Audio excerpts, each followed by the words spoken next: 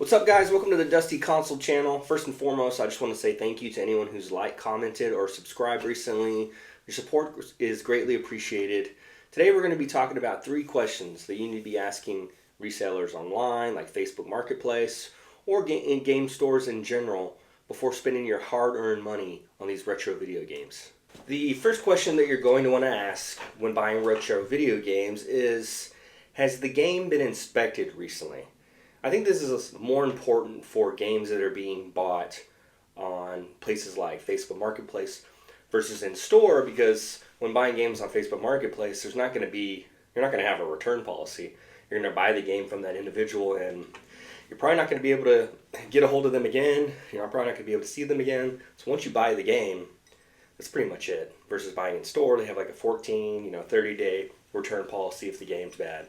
But it's important to ask that question. Has the game been inspected? These games are 30 to 40 years old. A lot of these games being traded in. You don't know where they've been stored. 99% of the time they haven't been stored in a climate-controlled facility, like a storage unit. They're stored in people's garages. They're stored in their closets. They're with God knows what. They're stored on shelves for decades, collecting dust. You just don't know where these games have been.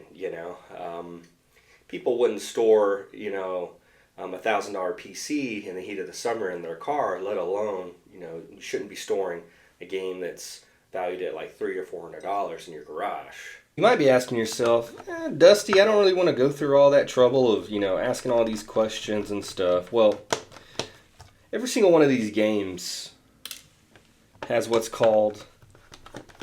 has like a little motherboard in there with computer components inside of it. Well, as these motherboards get older and deteriorate, they're exposed to heat, liquids, and all sorts of other gunk.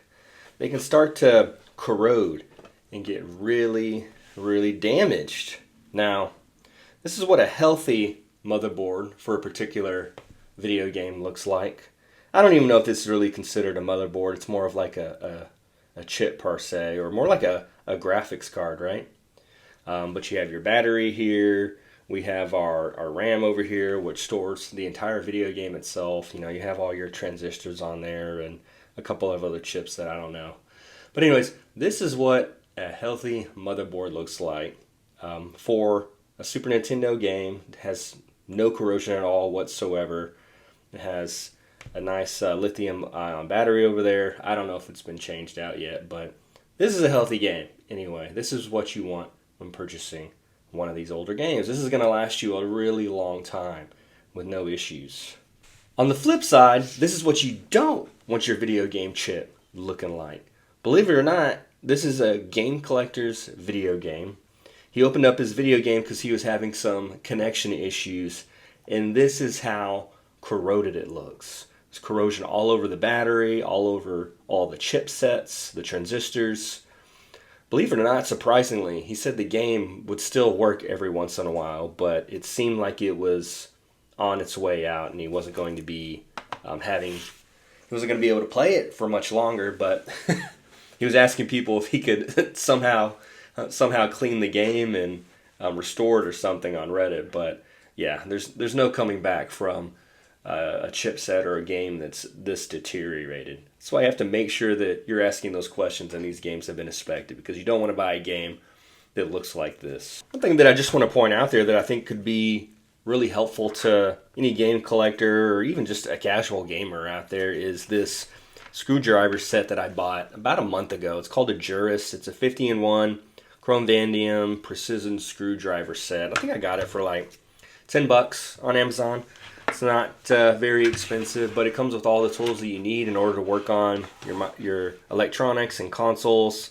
It's got all the drill bits right here that you need to be able to take apart Super Nintendos if you're trying to troubleshoot any issues. Of course, video games, this is what I've been using to take apart all of my Super Nintendo video games, Nintendo video games.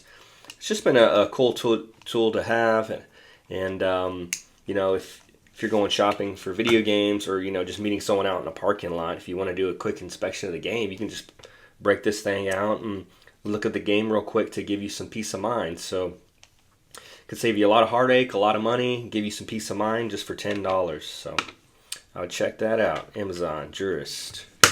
The next question that you're going to want to ask when buying a retro game is, has the game been tested?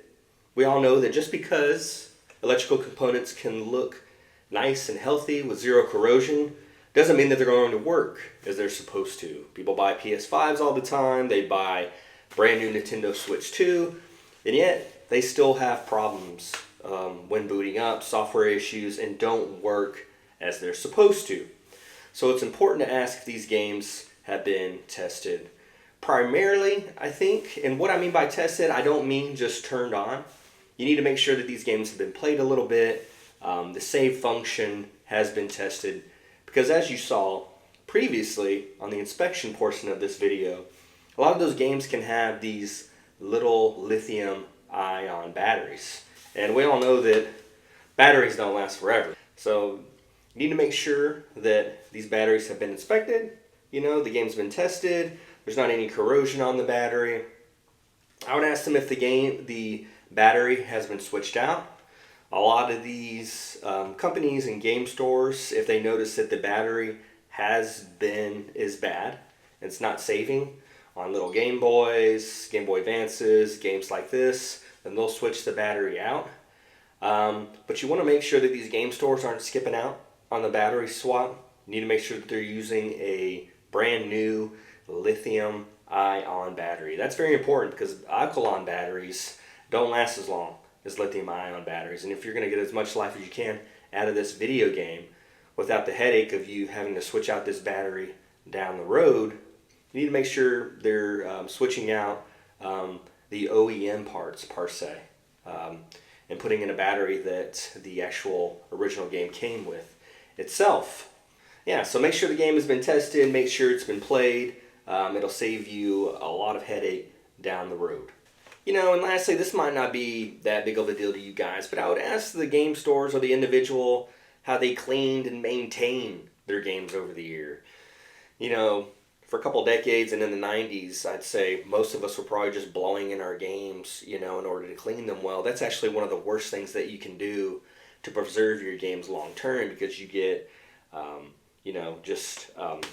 you can get perspiration in the game and it can cause corrosion and deterioration in the game. And blowing in your games to clean them is just a really bad thing to do, come to find out, 20 or 30 years later. That's why you want to use the isopropyl alcohol and cleaning agents that are meant, to clean those contacts of the game.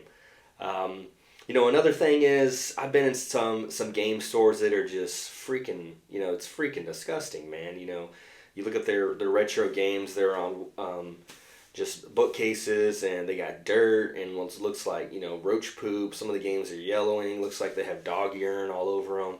They're just really disgusting and look like they don't take very good care of their games at all. So I think it's really important to ask them, how they're cleaning the games and maintaining their games so you can get, so you can get as much fun as possible out of your retro video game that you're spending your hard-earned money on. If you made it this far to the end of the video, I just want to say thank you so much for watching the video to its entirety. If you can hype this video, hype it. I've never had a video hyped and I want to see what it can actually do to a video.